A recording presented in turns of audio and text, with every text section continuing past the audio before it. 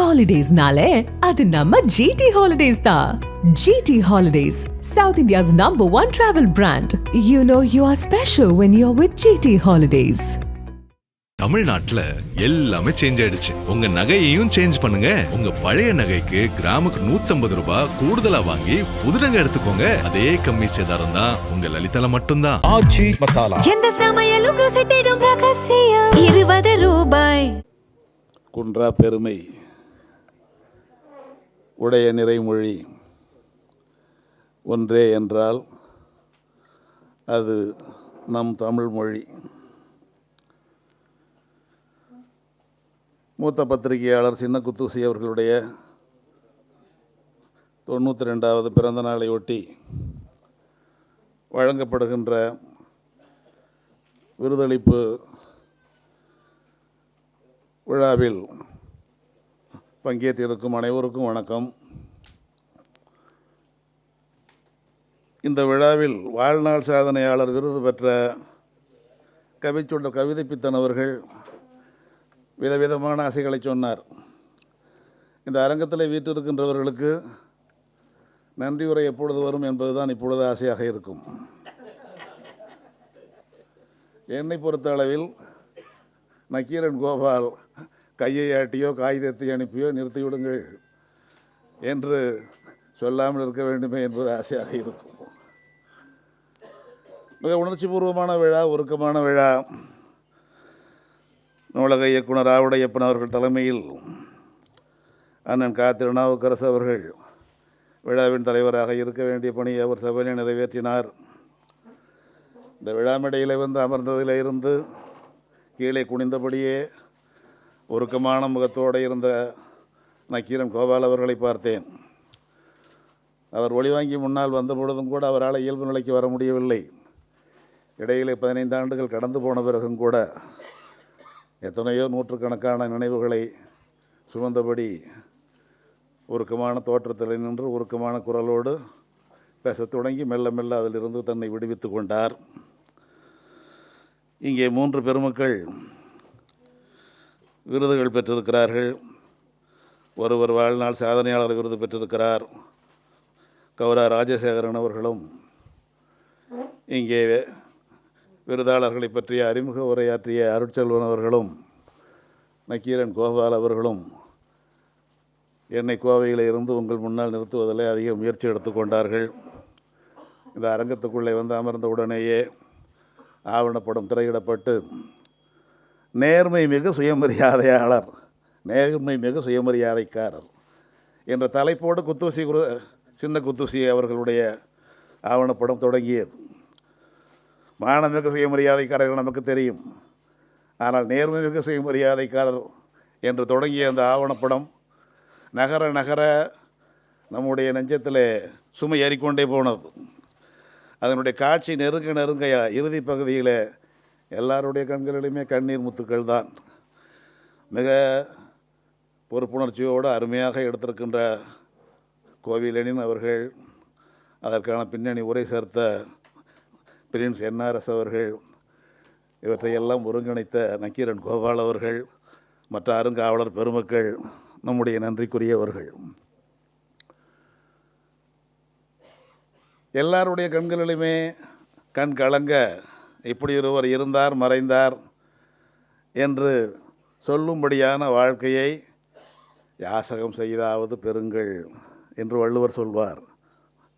புறந்தார்கண் நீர்மல்க சாகிற்பின் சாக்காடு இறந்துகோள் தக்கதுடைத்து. இப்படி ஒரு சாக்காடு எனக்கு வர வேண்டும் என்று யாசகம் செய்யுங்கள்.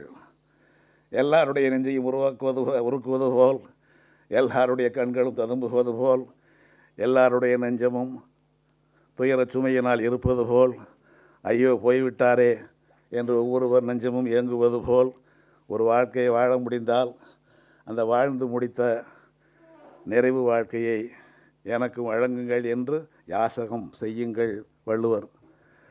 அப்படி ஒரு நிறைவான வாழ்க்கையை வழங்கியிருக்கின்ற அவருக்கு மகனாக பிறக்காவிட்டாலும் கூட நம்முடைய கவிதை பித்தன் அவர்கள் சொன்னது போல தந்தையவே தத்தெடுத்து கொண்ட நக்கீரன் கோபால் அவர்களும் அவர்களுடைய குடும்பமும் நன்றிக்குரியது. நக்கீரன் இதழுக்குரியவர்களே ஒரு குடும்பம் போலத்தான் இங்கே வந்த பார்த்திபனாகட்டும் எனக்குரிய பயணச்சீட்டை பற்றி நினைவுபடுத்தி கொண்டே இருந்தார். ஐயா சின்ன குத்தூசி அவர்கள் மருத்துவமனையில் இருந்தபொழுது கூட 1 மாதம் 2 மாதம் அல்ல, ஓராண்டு காலம், ஓராண்டு 10 நாள் என்றார்கள். அந்த ஓராண்டு 10 நாள் இருந்த அவருக்கு அருகில் இருந்து பார்த்திபன், சீனிவாசன், கணேசன் என்று பல பேரை சொல்லுகின்ற அந்த செய்தியும் அவர் இறந்த 1 வாரத்திற்குள்ளேயே ஒரு அழகான நினைவு மலரை, யாருக்குமே அப்படி வரலை, அது அவ்வளோ விரைவாக வரலை, குத்தூசி குருசாமி நினைவு மலரையும், நாங்களெல்லாம் புலவர்கள், நாங்களெல்லாம் தொல்காப்பியம் படித்தவர்கள், எங்களுக்கு சொல்லதிகாரத்தில் உரை எழுதியவர் பெயர்தான் தெய்வச் சிலையார். அந்த தெய்வச் சிலையார் இன்றைக்கும் இருக்கிறார் என்பதை கோபால் அவர்கள் தான் காட்டியிருக்கிறார். அவர் அந்த ஆறை வெட்டி விட்டார். தெய்வச் சிலை மூலம் சின்ன குத்தூசி 100 என்ற அதற்கும் ஒரு நூலை போட்டு இப்படி பல்வேறு விதங்களிலே சின்ன குத்தூசி அவர்களை நினைவுபடுத்துகின்ற பணியை இந்த சின்ன குத்தூசி அறக்கட்டளையும் குறிப்பாக நக்கீரன் குடும்பமும் நிறைவேற்றி இருக்கிறது. இங்கே 3 அறிவாளர்கள் பாராட்டப்பட்டிருக்கிறார்கள், விருது வழங்கி சிறப்பிக்கப்பட்டிருக்கிறார்கள். ஒருவர் வாழ்நாள் விருது வழங்கி உயர்வு கொடுத்தப்பட்டிருக்கிறார். இதெல்லாம் இவர்களுக்கான சிறப்பு அல்ல. சமூகத்தை நேசிப்பவர்களை, ஒரு தலைமை, ஒரு இயக்கம், ஒரு கொள்கை என்று இருக்கின்றவர்களை, உழைக்கின்றவர்களை, அதற்காக நேரத்தை செலவழிக்கின்றவர்களை இந்த சமூகம் நேசிக்கும் என்பதை காட்டுவதற்கான அடையாளம் இது. இவர்களை பாராட்டுவதன் மூலம் இனி அடுத்தடுத்து இது போன்ற தலைமுறை வர வேண்டும் என்று ஊக்கப்படுத்துகின்ற முயற்சி இது. அதுவும் சுவிதா சாரங்கராஜ் அவர்களை நான் ஊடகத்தில் பார்த்திருக்கிறேன். அவர் ஊடகத்துறைக்கு வந்து 22 ஆண்டு ஆகிவிட்டது என்றார்கள். எனக்கு வயதே அவ்வளோதான் என்று நினைத்தேன். இப்பொழுதுதான் நேரில் பார்க்கிறேன்.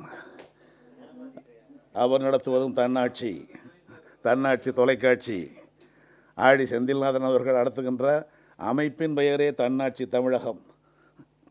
தன்னாட்சி தான் பெறான் உலகில் எந்நாட்டானாயினும் எழிந்தவன் தோழி எந்த ஒரு செய்தியும் இலக்கியத்தோடு இணைத்து சொல்லுகின்ற பொழுதுதான் அது ஆற்றலோடு மக்களை போய் சேரும். இலக்கியம் என்பது ஊசி, கொள்கை என்பது நூல்.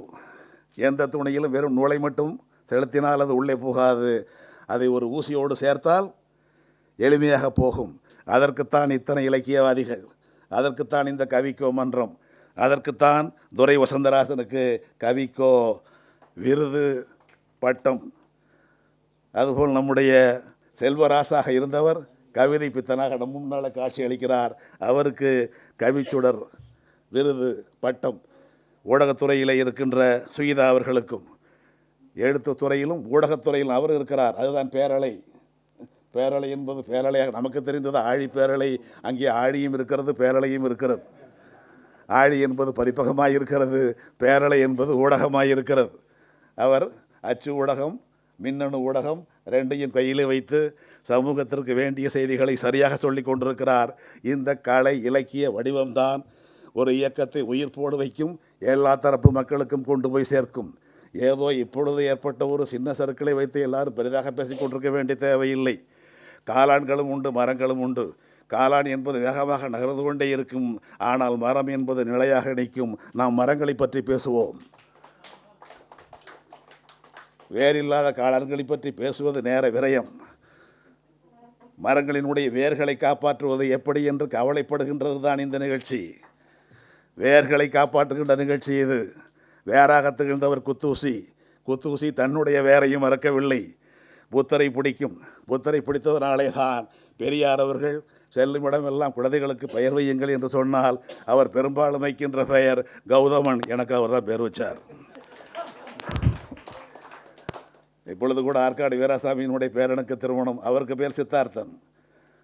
இப்படி வைக்கின்ற பெயர்களுக்கு காரணம் இந்தியாவில் தோன்றிய முதல் பகுத்தறிவாதி கௌதம புத்தர்.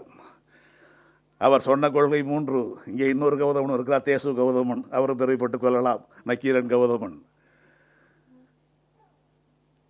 புத்தம் சரணம் கச்சாமி, சங்கம் சரணம் கச்சாமி, தர்மம் சரணம் கச்சாமி.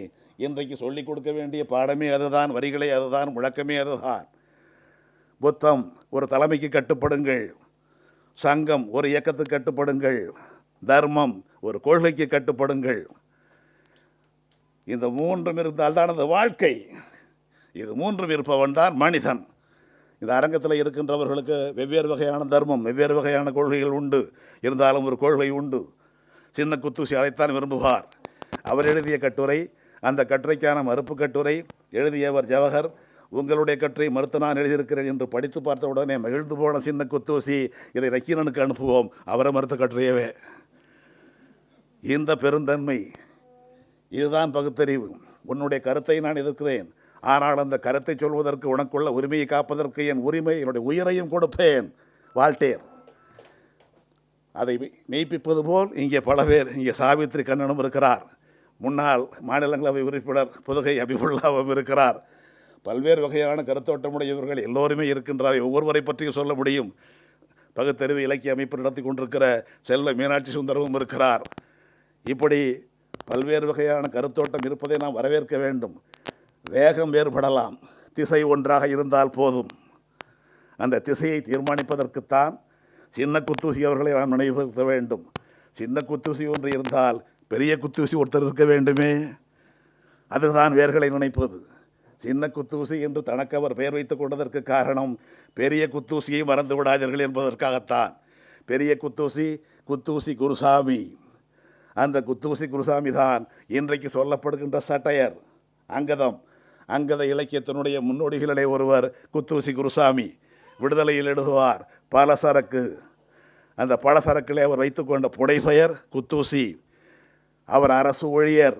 1931 கடைசி வரைக்கும் அரசு ஊழியராகவே இருந்தவர். நகராட்சியிலே இருந்தவர். நகராட்சியிலே பணியாற்றிய காரணத்தினாலே தான் அவர் பணியாற்றிய கடலூரிலே ஒரு சாலைக்கு பெயரே குத்தூசி குருசாமி சாலை இன்றைக்கும் இருக்கிறது. அது பெரியார் நூற்றாண்டு விழாவை ஒட்டி வைக்கப்பட்ட பெயர். அவருடைய மனைவி குஞ்சிதம் குருசாமி. அவர் கல்வித்துறையை சேர்ந்தவர். எப்பேற்பட்ட பெருமையும் வரலாறும் உடைய ஊர் இந்த சென்னை.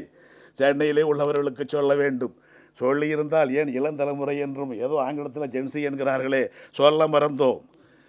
இந்த சென்னையில் மயிலாப்பூரில் நான் படித்த பள்ளி சர்பிய சிவசாமி ஐயர் பள்ளி.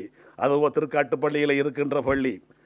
அதே சிவசாமி ஐயர் பெயரில் இங்கே ஒரு மகளிர் பள்ளி இருக்கிறது, சர்பிஎஸ் லேடி சிவசாமி ஐயர் பள்ளி இருக்கிறது, அது மயிலாப்பூரிலே.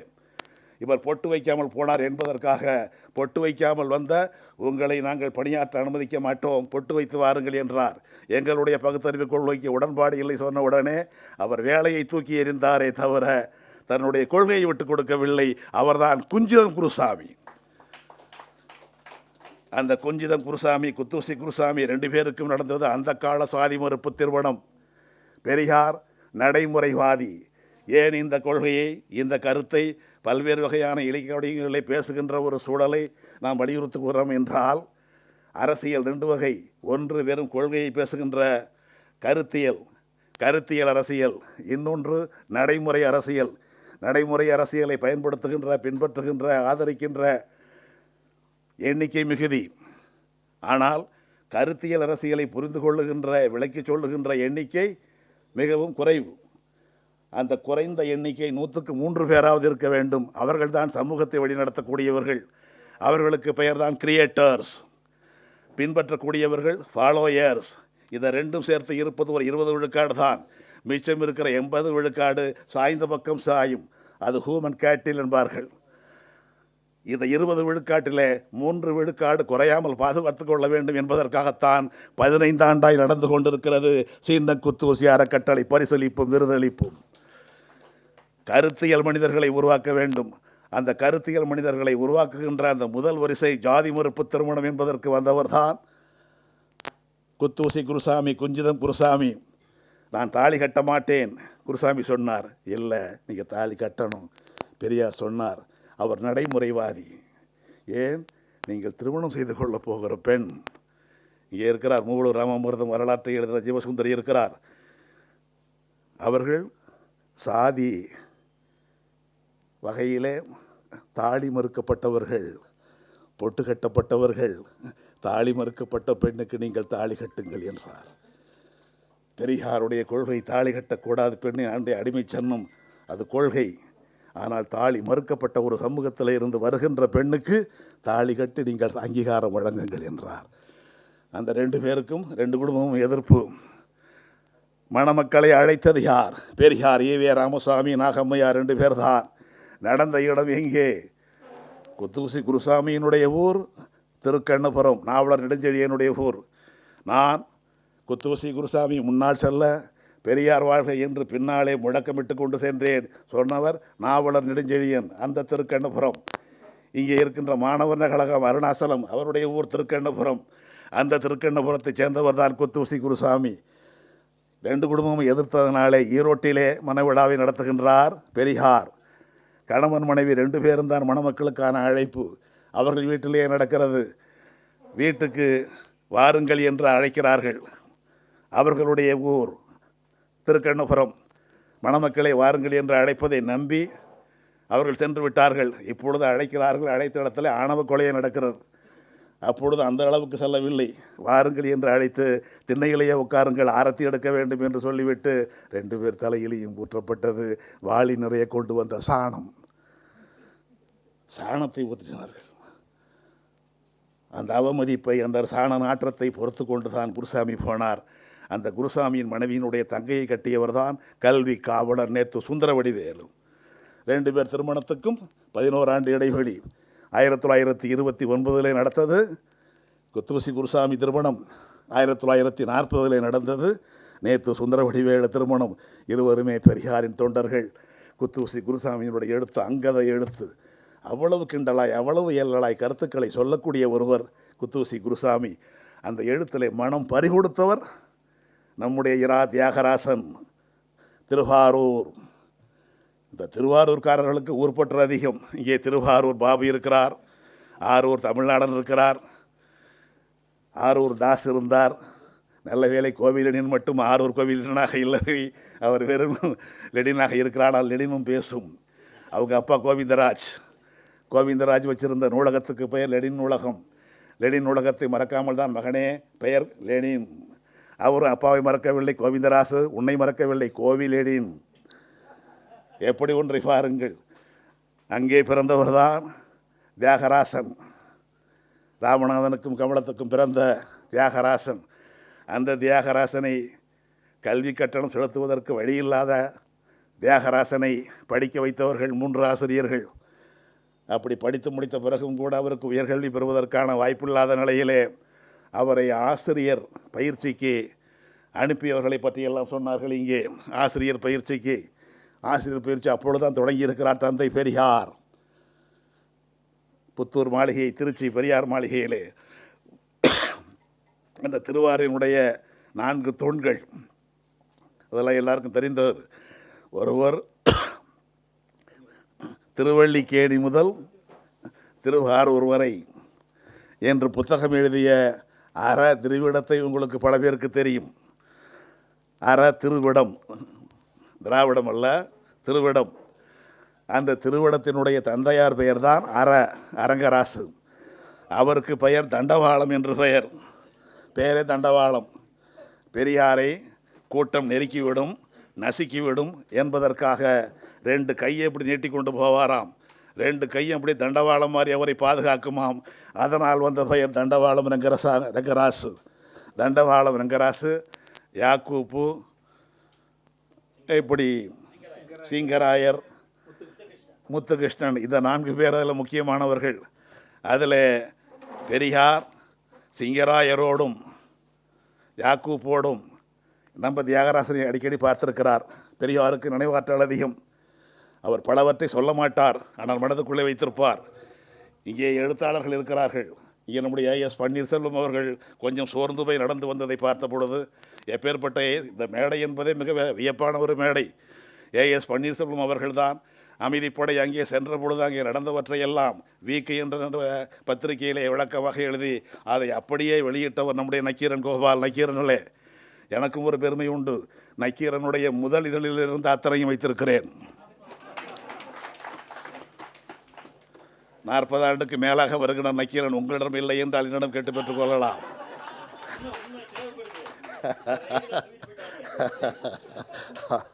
அதில் ஏஎஸ் பன்னீர்செல்வம் அவர்கள் தான் ஈழத்திலே நடந்த அத்தனை செய்திகளையும் இங்கே உள்ள எந்த இதழும் அதை வெளிப்படுத்தவில்லை. நக்கீரன் தான் வெளிப்படுத்தியது ஏஎஸ் பன்னீர்செல்வம் அவர்களுடைய வாயிலாக. ஆழி செந்தில்நாதன் அவர் எப்பொழுதோ மாநில சுயாட்சிக்காக சட்டமன்றத்திலே நிறைவேற்றப்பட்ட தீர்மானத்தை மிக முழு புத்தகமாக அழகாக கொண்டு வந்திருக்கிறார். சுயிர்தா அவர்கள் அவருடைய நேர்காணலை கேட்டிருக்கிறேன்.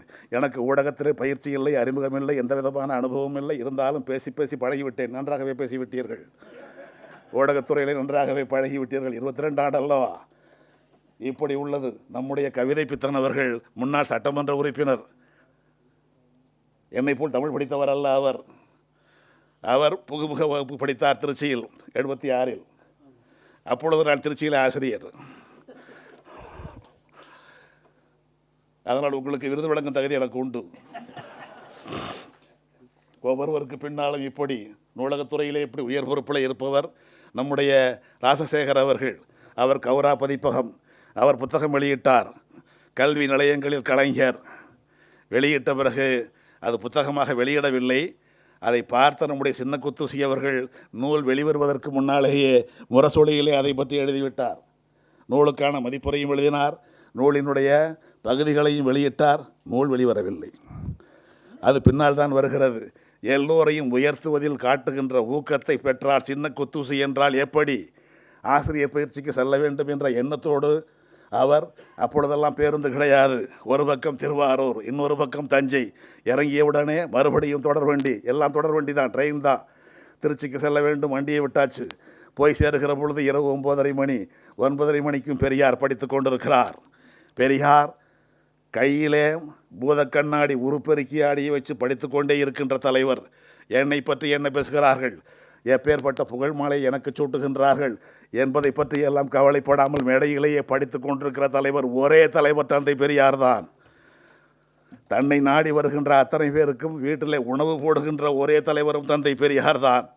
வீடாது சத்திரம் என்பார்கள் ஈரோட்டை. அப்பேற்பட்ட பெரியார். ஆனால் அவருக்கு கிடைத்ததெல்லாம் அவர் எழுதி கொண்டே இருப்பார். ஒன்று எழுதுவார் அல்லது படிப்பார். எழுதி கொண்டே இருப்பார். திடீரென்று கையை உதறுவார். காரணம் 44 1944 வீசிய கல் மணிக்கட்டிலே பட்டு சாகர வரைக்கும் அவருக்கு வழியை உண்டாக்கியது. ஊரின் பெயரை சொன்னால் பல பேர் வருத்தப்படுவார்கள். சின்னாளப்பட்டி.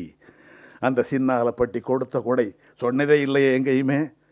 அங்கே என்னை அடித்த அடிதான் இப்படி இன்றுக்கும் என்னைக்கு இவ்வளோ துன்பத்தை கொடுக்கிறது என்று சொல்லவே இல்லையே. அப்படித்தானே கலைஞர் அவர்கள் 55 ஆண்டு காலம் ஒரு கண்ணோடு தானே எழுதினார். இத்தனை 1000 பக்கங்களை எழுதினேன் என்று கவிப்பித்தன் சொன்னாரே, கவிதை பித்தன், நீங்கள் 2 கண்களோடு எழுதினீர்கள். உங்களை விட அதிகமான பக்கம் எழுதியவர் கலைஞர், அதிகமாக பேசியவர் கலைஞர், அதிகமான திரைப்படங்களுக்கு கதை உரையாடல் எழுதியவர் கலைஞர், தமிழ்நாட்டையே வழி நடத்தியவர் கலைஞர். ஒற்றை கண்ணோடு எங்காவது சொல்லி தன்னுடைய உடல் உறுப்பினுடைய பாதிப்பை சொல்லி நம்முடைய அனுதாபத்தை பெற்றிருப்பாரா? நமக்கு கிடைத்த தலைவர்கள் போல் யாருக்குமே கிடைக்கவில்லை. அதுதான் புத்தம் சரணம் கச்சாமி. ஒரு தலைவனுக்காக வாழ கற்றுக்கொள்ளுங்கள். சின்ன குத்தூசி அப்படி வாழ்ந்தார். எழுத்தில் எனக்கு வழிகாட்டி பெரிய குத்தூசி, கொள்கையில் எனக்கு வழிகாட்டி பெரியார். 9:30 மணிக்கு நான் பெரியார் மாளிகை போய் நிற்கிறேன். பெரியார் படித்து கொண்டிருக்கிறார். எங்கே இவ்வளோ தூரம்? யாக்கூப்போடும் சிங்கராயரோடும் எப்பொழுதோ பார்த்து அதை நினைவில் வைத்து கொண்டு கேட்கிறார். சின்ன பையன் தியாகராசனை எங்கே இவ்வளோ தூரங்கிற, யார் அப்படி எங்கடா வந்த என்று தான் கேட்பணும். அப்படி தான் நம்ம கேட்போம். எங்கே இவ்வளோ தூரம் வந்திருக்கிறீங்க, அதை நினைவு வைத்து கொண்டு கேட்கிறார். அதுதான் பெரியாரினுடைய நினைவாற்றல். பெரியார் விடாமல் படிக்கின்ற புத்தகம் அபிதான சிந்தாமணி. அதை அழகாக வெளியிட்டு 10 பதிப்பு வெளியிட்டிருக்கிறார் நம்முடைய கௌரா ராசேகர் அவர்கள். 16 பதிப்பு வெளியிட்டிருக்கிறார். பெரியார் எப்பொழுதுமே படித்து கொண்டே இருப்பார். அடிக்கடி படிப்பது அபிதான சிந்தாமணி. எப்பொழுதும் ஒரு சிவப்பு பென்சில் வைத்திருப்பார். கோடு போட்டு படிப்பார். அப்படி படிக்கின்ற இடைவிடாத படிப்பு. அப்பேற்பட்ட படிப்பார். அந்த இரவிலும் படித்து கொண்டிருக்கிறார். படித்து கொண்டிருந்தவர் தான் மூடி வைத்துவிட்டு எங்கே இவ்வளோ தூரம் என்று கேட்கிறார். ஐயா, ஆசிரியர் பயிற்சிக்காக கடிதம், பரிந்துரை கடிதம் கொடுத்த உடனே எல்லாம் நான் உங்களெல்லாம் அறிவாளி புத்திசாலின்னு நினச்சிக்கிட்டு இருந்தேனே, சேர்க்கையெல்லாம் முடிஞ்சிருச்சு, இப்போ வந்திருக்கிற என்ன உனக்கு புத்தி இருக்குது? இதான் பெரியார். சேர்க்கையே முடிஞ்சிருச்சு, வேணா ஒன்று முயற்சி பண்ணுவோம். இப்போ சொன்னமே குத்தூசி குருசாமியினுடைய சகலை நேற்று சுந்தரவடிவேலு, அவர்தான் பொதுக்கல்வி இயக்குனர். இன்றைக்கு 10 இயக்குனர்கள், அன்றைக்கு ஒரே இயக்குனர். அத்தனை துறைக்கும் ஒரு கடிதம் எழுதுங்க என்று சொல்கிறார். ஐயா, வக்கீல் ஐயா என்று சொல்லக்கூடிய ஒரே ஒருவர் தீப்போ வேதாச்சலம் ஐயா. அந்த தீப்போ வேதாச்சலனார் வாங்கி கொடுத்தது தான் திருச்சியில் உள்ள பெரியார் மாளிகை, புத்தூர் மாளிகை. எத்தனை பேரை நாம் நினைவு கூற வேண்டும். சின்ன குத்தூசி என்ற ஒருவர் என்பது நாறு. அந்த நாரலை நாம் இணைக்கக்கூடிய மலர்கள் ஏராளம் இருக்கின்றன. கலை வடிவில், இலக்கிய வடிவில், அரசியல் வடிவில், ஈக வடிவில், எத்தனையோ வடிவங்களிலே சொல்லிக்கொண்டே இருக்க வேண்டிய வாய்ப்பை நீங்கள் தொடர்ந்து நிறைவேற்றுங்கள். நக்கீரன் கோபால் அவர்களுக்கு நாங்கள் உறுதுணையாக இருக்கிறோம். அந்த செயல்தான் நம்முடைய துயரத்தை மாற்றும். அப்பேற்பட்ட மனிதனுடைய இடத்தை நிறைவேற்றுவது என்பது, ஈடு செய்வது என்பது கடினம். இருந்தாலும் கூட அவர் ஒருவராக உழைத்தார். நாம் 50 பேராக உழைப்போம், எண்ணிக்கையில் அதிகமாக உழைப்போம். நான் கோவையில் இருந்தாலும், நீங்கள் அருப்புக்கோட்டையில் இருந்து இந்த சென்னைக்கு வந்து வாழ்ந்தாலும், பல்வேறு மாவட்டங்களில் இருந்து வந்திருப்பவர்களாக இருந்தாலும், நாம் செல்லுகின்ற திசை ஒன்று, சேர்ந்து உழைப்போம். அப்படி உழைக்கின்ற பொழுதுதான் தீபோ வேராச்சலம் யார் என்ற கேள்விக்கு விடை கிடைக்கும். அங்கேதான் பெரியார் வகுப்பு நடத்தினார், கொள்கை வகுப்பு நடத்தினார். 1929 இருந்து கொள்கை வகுப்பு நடத்தியவர் பெரியார். ஈரோட்டில் 49க்கு பிறகு நடத்தாமல் விட்டுவிட்டார். கொஞ்சம் சோர்வு, அவருக்குள்ளே சோர்வு.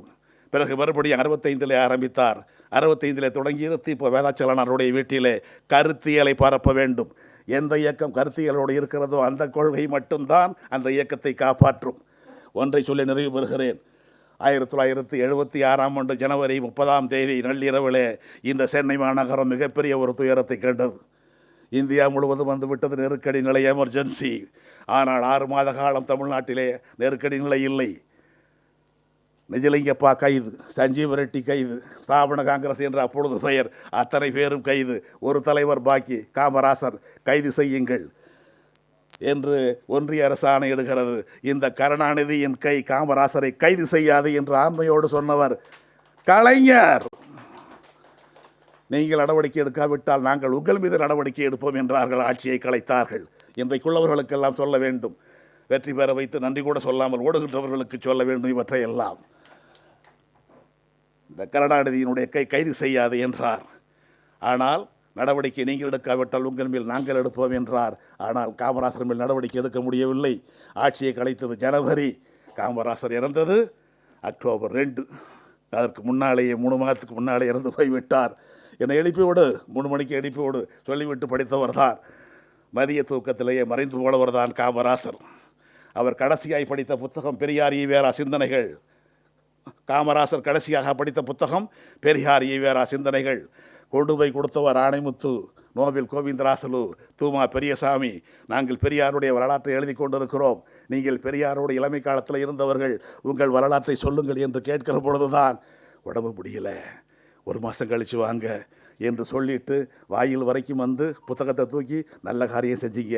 அவருக்கு ஒரு வழக்கம், காமராசருக்கு ஒரு வழக்கம், அவரோடு பழகியவர்களுக்கு தெரியும். எந்த ஒன்றையும் 3 முறை சொல்லுவார். நல்ல காரியம் செஞ்சீங்க, நல்ல காரியம் செஞ்சீங்க, நல்ல காரியம் செஞ்சீங்க என்று சொல்லி வழி அனுப்பியவர் தான். பிறகு அவரை நாம் வழி அனுப்பினோம். அக்டோபர் 2 அந்த காமராசருக்கு நினைவிடம் எழுப்பியவர் கலைஞர். அண்ணா பல்கலைக்கழகத்துக்கு எதிர்த்தாற்போல் இடம் தேர்வு செய்தவர் கலைஞர். நினைவிடம் எழுப்பியவர் கலைஞர். அந்த கலைஞரனுடைய ஆட்சி கலைக்கப்பட்டது ஜனவரி 30 நள்ளிரவு. 31 என்று சொல்வார்கள். அத்தனை பேரும் கைது. எந்த செய்தியும் வரவில்லை, எந்த இதழிலும் வரவில்லை. பத்திரிகை தணிக்கை என்ற ஒரு கொடுஞ்சட்டம் இருந்த நேரம். ஆனால் தமிழரசு என்ற பத்திரிகையில் அன்றைக்கு போட்டார்கள், ஸ்ரீ திரு என்றும் திருவாளர் என்றும் போட வேண்டும் என்று ஆணையிட்டவர் அறிஞர் அண்ணா. இந்த தமிழ்நாட்டில்தான் தமிழரசு என்ற இதழிலே ஸ்ரீ என்று போட்டார்கள், ஸ்ரீமதி என்று போட்டார்கள். நடந்தது இதெல்லாம்.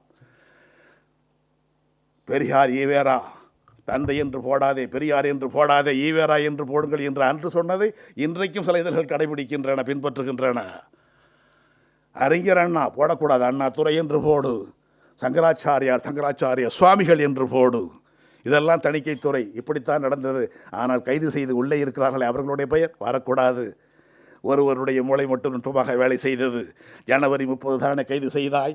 அடுத்த 4 நாளிலே வருகிறது எங்கள் அண்ணா, அறிஞர் அண்ணா அவருடைய நினைவு நாள், பிப்ரவரி 3. உடனே வந்தது செய்தி, அண்ணா சமாதிக்கு வர இயலாதவர்கள். பிப்ரவரி 4 வருது. அந்த இதழ் தான் முரசொலி. அந்த முரசொலியை கண்போல் காத்தவர் தான் சின்ன குத்தூசி.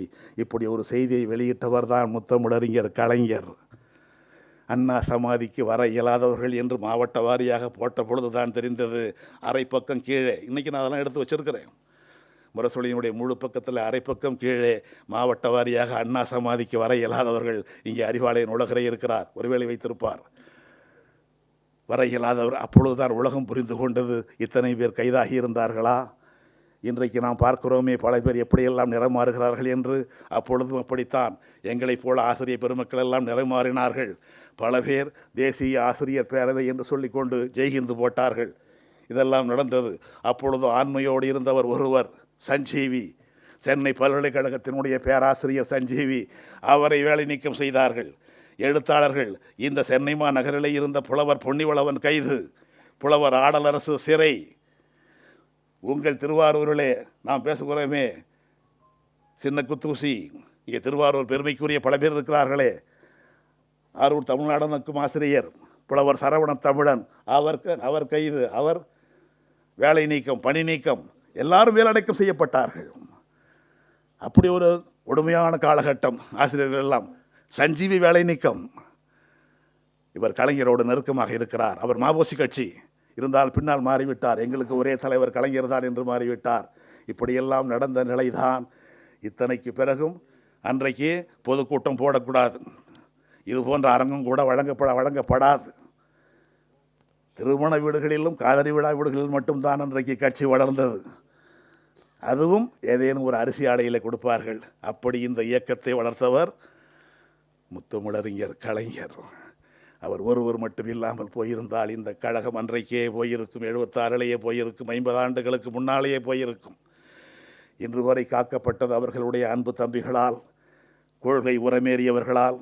எந்த பதவியையும் எந்த ஆதாயத்தையும் எதிர்பார்க்காதவர்கள் ஊர்தோறும் இருக்கிறார்கள். அவர்களை எல்லாம் நினைவு கூற வேண்டும். ஏன் சின்ன குத்தூசி நிறைவேறுகிறோம்? நினைவு கூறுவதற்கு என்ன காரணம்? எந்த ஒன்றையும் எதிர்பார்க்காத மனிதர். பொன்னை விரும்பியோர் பொய்யினை மெய்யென போற்றுகிறான் புலவன். அவன் தன்னையும் தன் பெயர் தன்னையும் எண்ணிலன், தன் பணி ஒன்றறிவான். அவன்தான் புலவன், அவன்தான் அறிஞன், அவன்தான் குத்தூசி, அவன்தான் சின்ன குத்தூசி. தன் பணி ஒன்றறிவான். பெயரை விரும்பாமல், பணத்தை விரும்பாமல், எந்த விதமான ஆதாயத்தை விரும்பாமல், ஒரு முதலமைச்சருக்கு 10 ஆண்டு காலம் அன்றாடம் சந்திக்கின்ற வாய்ப்பை பெற்றும் கூட இங்கே இருக்கிற பாரடைஸ் என்கிற விடுதியில் தானே கடைசி வரை இருந்தார். அவருக்கு உணவு கொடுக்குற வேலையைத்தானே கோபால் செய்தார். ஒரு பத்திரிகையாளனாக இருந்த சின்ன குத்தூசி ஒரு பத்திரிகை அலுவலகத்தில் இருந்து விடைபெற வேண்டும் என்பதற்காக தன்னுடைய நக்கீரன் அலுவலகத்தில் இருந்து தானே அவருடைய இறுதி ஊர்வலம் புறப்பட்டது. நக்கீரன் கோபால் பக்தர், ஆனால் அவர் ஆவேச பக்தர். அவர் மிகவும் வேகமான வீரமான சாமிகளைத்தான் கும்பிடுவார், சூத்திர சாமிகளைத்தான் கும்பிடுவார். இருந்தாலும் பக்தர். சின்ன குத்தூசி நாத்திகர்.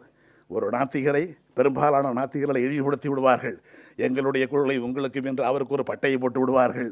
ஆனால் சின்ன குத்துக்கு இழிவுபடுத்தாமல், எந்த விதமான மதச்சின்னங்களை அணிவிக்காமல், என்னுடைய கொள்கை எனக்கு, என்னுடைய தந்தையே உங்கள் கொள்கையோடு உங்களை வழி அனுப்புகிறேன் என்று வழி அனுப்பி வைத்தவர் நக்கீரன் கோபால். அந்த சின்ன குத்தூசியை கொஞ்சம் மகிழ்ச்சிப்படுத்த வேண்டும் என்று நினைக்கின்ற நம்முடைய திருச்சி செல்வேந்திரன் போன்றவர்கள், சார் என்னங்க சார் நீங்கள் அசைவம்லாம் சாப்பிடாம வெறும் சைவமே சாப்பிட்டுக்கிட்டு இருக்கிறீங்க, பாருங்கள் இன்றைக்கி நல்ல தலைக்கறி, அவ்வளோ சுவை, இந்த நாக்கு மூளையில் சாப்பிட்டு பார்க்கணுங்க சார், அவ்வளவோ சுவை என்று சொல்லுகிறார் நம்முடைய சின்ன குத்தூசி. என்னுடைய வாழ்க்கை எத்தனையோ இன்பங்களை இழந்துவிட்ட வாழ்க்கை. இன்பங்களை இழந்த வாழ்க்கை வாழ்ந்த சின்ன குத்தூசி நமக்கான கொள்கை இன்பத்தை, கோட்பாட்டு இன்பத்தை, எப்படி வாழ வேண்டும் என்ற வழிகாட்டு இன்பத்தை வழங்கியிருக்கிறார். அவரை பின்பற்றுவோம், நினைவு கூறுவோம். விருது பெற்ற பெருமக்களுக்கு மீண்டும் நல்வாழ்த்துக்கள். நன்றி. நக்கீரன் டிவிக்கு சப்ஸ்கிரைப் செய்யுங்கள். உங்கள் ஆதரவே எங்கள் பலம். ஆசிரியர்களுக்கு நண்பனாகவும் மாணவர்களுக்கு ஆசானாகவும் திகழும் தேர்வு வழிகாட்டி. ஒவ்வொரு பாடத்திற்கும் அனுபவமிக்க ஆசிரியர்களின் துல்லியமான தெளிவான விடைகள். CNC இருக்கு, தேர்வு பயம் எதற்கு? இது தீரன் பப்ளிஷிங் ஹவுஸ் விற்பனை வெளியீடு.